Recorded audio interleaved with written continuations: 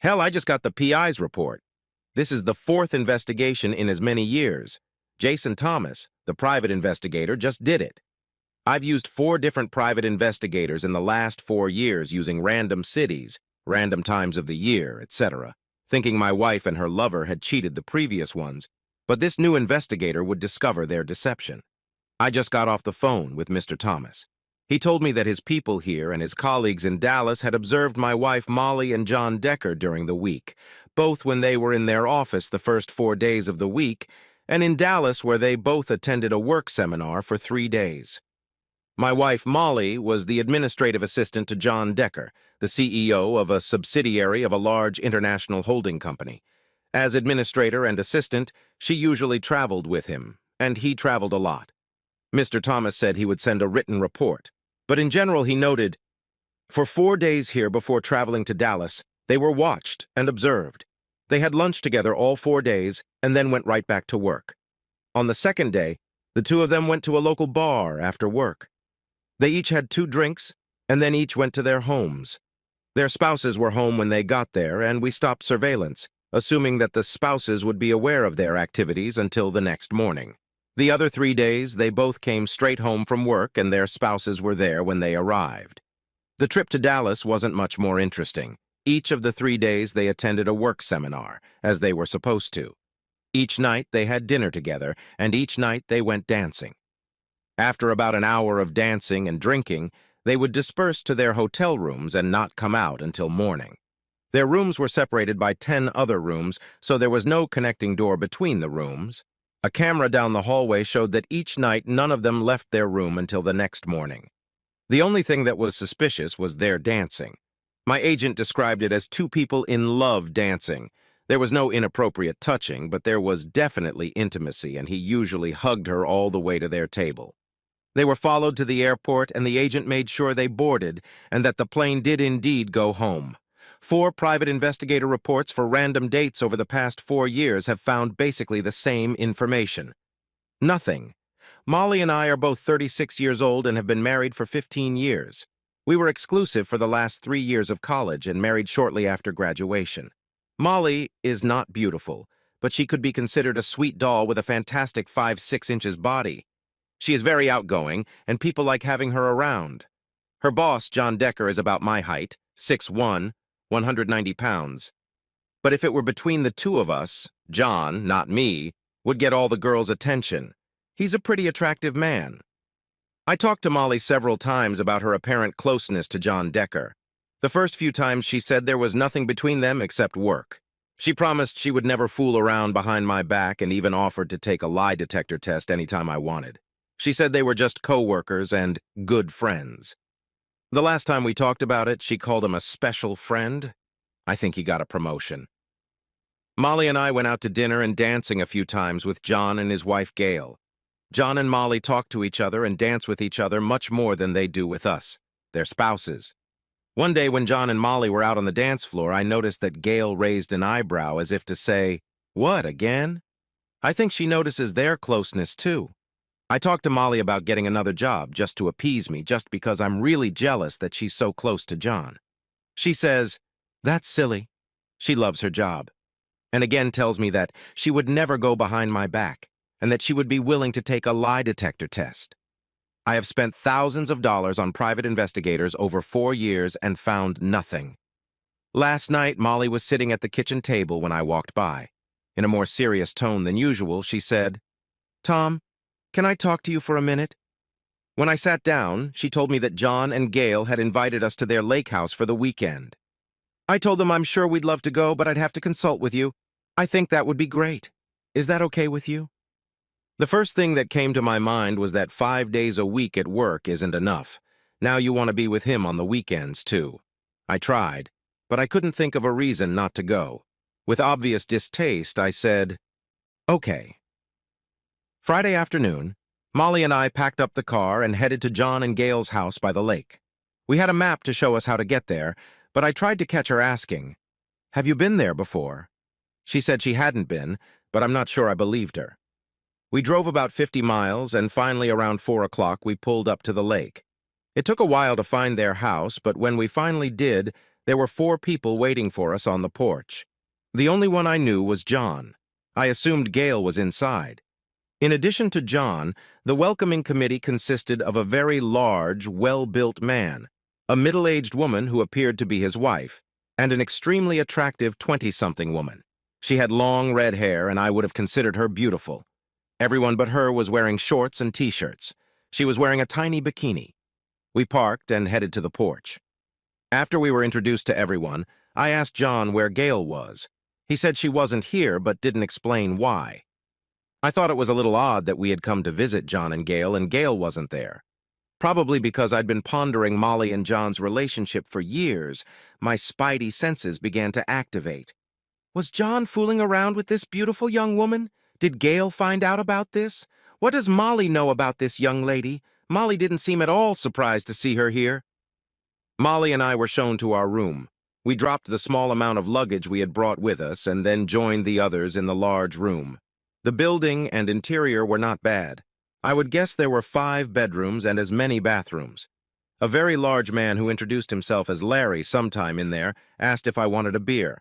I said sure, and he gestured for me to follow him into the kitchen. He seemed very eager to draw me into a one-on-one conversation, so I talked to him for 10-15 minutes. He was a very pleasant man, but after a while I was ready to join the others. Oddly enough, when we got back to the big room, he announced loudly, "We're back." Even stranger, Molly and John were standing in the corner, and I could have sworn they were scared. They were both red-faced and seemed to be backing away from each other. I didn't like anything I had seen so far. Gail isn't here. Larry seemed to want me to talk to him in the kitchen. Who is this young, gorgeous girl? Molly seemed to be in John's arms. I had to ask Molly what the hell was going on, so I went back into the kitchen and gestured for Molly to follow me. She must have seen that I was at the very least confused and probably very upset. Instead of following me into the kitchen, Molly stopped and asked John if there was somewhere private where Molly and I could talk. No one seemed at all surprised by this request. At that moment, my spidey senses went up in flames. John pointed out a room we could use, and Molly and I went in and closed the door. "Molly, what the hell is going on?" She had this look on her face like she was finally facing something she was afraid to talk about. "Tom, I haven't been completely honest with you about this weekend, but please let me explain everything without interrupting. When I'm done, I'll answer any questions you have, and I'm sure you'll have plenty. First of all, Gail decided not to come this weekend. Gail, John, and I have had several lunch meetings planning this weekend. When I'm done, I think you'll understand why you weren't invited to these meetings. All of this is basically Gail's idea, with some input from both John and me. John has accepted a promotion that will require a move to England. He and Gail will be moving in 2 weeks.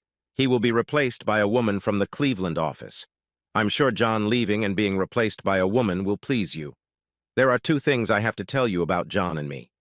First, as I've always told you, John and I never had an affair. We've never been in the same bed together. Second, and this is the hardest thing I've ever had to tell you, I love you now as much as I always have, but I'm also in love with John. Let me emphasize, I didn't just say I love John. I said I was in love with John. I couldn't keep quiet any longer. I jumped to my feet and screamed. "I can't believe this. You brought me to this jerk's house to tell me you're leaving me for this very jerk. I'm out of here and you can find your own way home." "Oh, that's right. We don't have a home anymore. You're going to England with that jerk." I headed for the door when Molly grabbed my arm and screamed, "Please, Tom, that's not what I said at all. Please sit down and let me finish. I love you and I will not leave you, never, ever, ever. You are my husband, and I will be with you until death do us part." I sat down again. Let me reiterate that this is basically all Gail's idea. I think the next thing I should do before I go on about why we're here this weekend is to tell you who the other people are and why they're here. The nice man you were talking to in the kitchen is named Larry. He is the head of security for our company and is just here to make sure everyone is happy. I intervened. "So, he's here to keep me in line, right?" Molly didn't answer, just continued introducing herself to other people. "Jackie, a lovely girl, and she's here for you if you want her. She's a sweetheart and also a high-class escort. Janet is actually Larry's wife and also a great cook." Suddenly a light went on in my head. The rest of this charade suddenly became perfectly clear. I could see exactly what Molly, John, and Gail were planning. Molly knew that John would disappear from her life after this weekend. The two lovers, John and Molly, would spend the weekend to finally be together as lovers. Afterward, John and his wife Gail will embark on their adventure to England. On Sunday, after watching my wife make love to someone else all weekend, she and I will hold hands, gallop merrily to our car, and live happily ever after. Is this woman crazy? They brought Larry in to make sure I don't kill John or just accidentally drown my unfaithful wife. Jackie's here to offer me sex. All this to give John and Molly a weekend of love and sex. Molly, I don't agree with any of this shit. Where the hell is Gail? You're saying this was all her idea. Where the hell is she? She decided it would be better for her emotional well-being if she wasn't here. In exchange for the weekend, John signed a post-wedding agreement that if we have contact of any kind at any time in the future, John gets nothing in the divorce and Gail gets 100% of the assets. I signed a similar paper for you. The effect of both documents begins when John and Gail leave for England. Since John and I work together, both documents also stipulate that there will be no sexual or romantic contact between us between this Sunday night and the day they leave for England. Tom, I really will be all yours after this weekend, and I vow to spend the rest of my life making up for the pain I am causing you now. Why am I here when Gail's not? There's no way you would have agreed to let me come to John's lake house without you. Same reason you weren't invited to the planning dinners. You'd just say hell no to anything. What if I just said no to all this damn shit now and asked you to either join me for an immediate trip home or stay here with John and say goodbye to our marriage? Tom, it's not like that. Please understand that while you are my soulmate for life, I need this weekend with John to be complete. Besides, Gail's expecting your call. Since this is primarily her idea, she'll explain everything to you. Her number's on the kitchen table. Molly, I'm asking you again not to do this. If you do, we're done. Molly came up to me, kissed me passionately on the lips, and then said, "Everything will be all right, you'll see." Then, without listening to my objections, Molly left the room, took the waiting John by the hand, and they disappeared from sight. Larry kept his eyes on me for the rest of the evening and was constantly between John and me. I seriously considered just leaving and filing for divorce, but I needed to know what it all meant and how far it would go. There are no words to describe my state of mind. I was furious. I wanted to wring the neck of that bastard and my unfaithful wife. Realizing that I couldn't handle Larry, I pretended to be almost resigned to my fate and just wait for the weekend to be over. I found Jackie and told her, "You're very tempting, but I'm not going to help Molly break our wedding vows. Molly's going to have to do it herself." I told Jackie that as far as I was concerned, she could go home, or if she was curious, she could stay and laugh at all the craziness. The next time I saw the lovers was at dinner. Janet had obviously been told how to seat everyone. John sat at the head of the table, Molly next to him. Larry was between me and John, and Jackie next to me. Janet, when not serving, sat across from her husband, Larry. I assumed that by now my beautiful wife had become a cheater, thus making me a cuckold. I noticed, probably at John's suggestion, that she wore no wedding rings. The only thing I did during the entire meal was I pointed to her bare toe. After dinner, Jackie put on a beautiful red bikini and went for a swim. I sat by the pool, wondering if I had made the right decision not to use her services. Then John and Molly came out, holding hands, wearing swimsuits. Larry sat down next to me and tried to make conversation. It was obvious that this whole charade had been prearranged. He was watching my every move and made it clear that nothing good would happen to me if I only moved toward my cheating wife and her lover. Shortly after everyone had gathered by the pool, Molly came over and sat down next to me. She put her head on my shoulder and said, "I love you, Tom. It's going to work out. We'll talk when we get home." I thought, this woman is crazy. I quickly got up and walked away, telling her loud enough for everyone to hear, "Go to fuck the bitch." Tears spurted from Molly's eyes, but she didn't respond to me in any way. I avoided everyone for the rest of the evening, except Larry, of course. He was always around, always keeping an eye on me. I decided to call Gail. Maybe she could shed some light on this train wreck. She must have been expecting my call and answered on the first ringtone. She must have added me to her caller ID. In a sad voice, she asked, "How's all this sad business going? Are you still at the lake house?" "Gail, what the hell made you come up with this disaster?" I don't know about you and John, but it ruined my marriage to Molly. Tom, let me explain what I've been thinking. I confess I was thinking about my own marriage to John. I wasn't thinking too much about you and Molly. I think women can move on and forgive infidelity more easily than men. I know that John loves Molly deeply and suffered for 4 years because of her refusal to have sex with him. She always told him she wouldn't have a cheap affair behind your back. I offered them a compromise, a weekend of sex and love in exchange for never contacting each other again. I couldn't imagine them, thousands of miles apart, but in constant communication. I was afraid of where this could lead. If they ever connect in the future, in any way, it could destroy each of us. I didn't invite you to planning lunches because you'd just say no to everything. And to you, go to hell. And be sure that the way you have planned will definitely not happen, I growled, and ended the call. Entering our bedroom, I found, unsurprisingly, that the only luggage in there was mine. Molly's stuff had been moved, so it was no longer our bedroom, but just my bedroom. It made me very sad to think that Molly and John were now in their bedroom. As I lay in bed, I kept wondering how Molly could have thought that after this weekend, she and I could just magically resume our loving relationship. All I could assume was that their 4-year emotional affair, while not sexual, made them think the world owed them and everyone would understand their needs. I stayed awake and kept a close eye and ear on everything that was going on. Around midnight, Jackie knocked on my door and came in to ask if I was okay. She also reminded me that she was still available if needed. I thanked her for the offer and told her that my refusal was one of the hardest things I had ever done, but no thanks. She said she was sorry for my decision. I quietly walked out to the pool. The hot tub was separated from the pool by a 3-foot stone wall, so I found a lounge chair, pulled it up to the tub, and quietly settled down on it.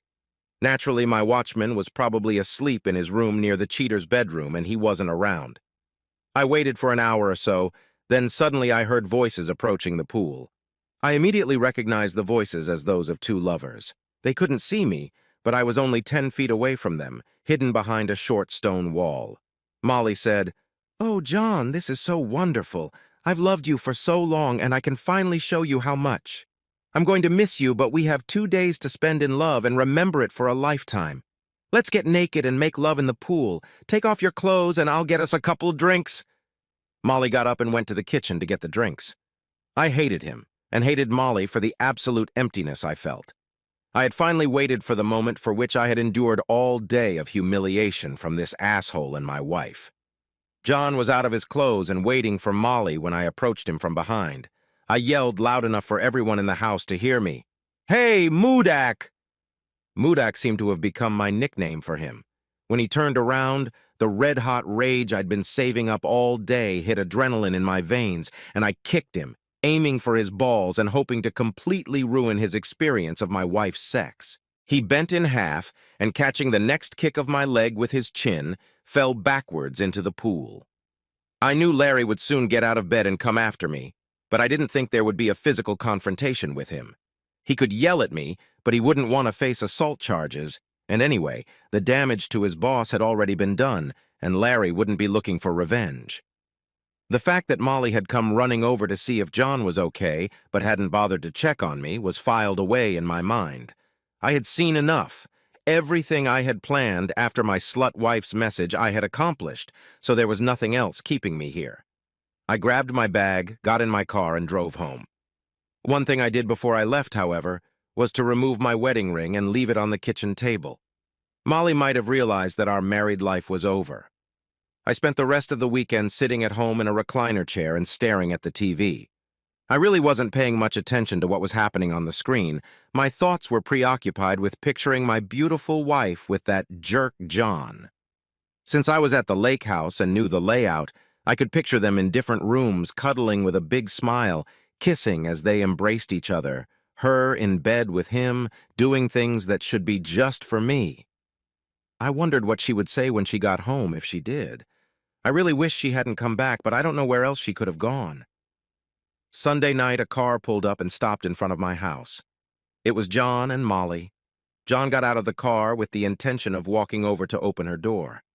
He must have asked Molly to wait and let him walk over and open her door, obviously for my humiliation. I guess he'd forgotten that the human body stiffens after an injury and then a long drive. He wrinkled his nose on his way out of her door from the kick I gave him 2 days ago. He had to hang on to 2 car fenders to get around the side of the car. Finally, he walked over to it and opened its door, looking rather awkward. He helped Molly out of the car.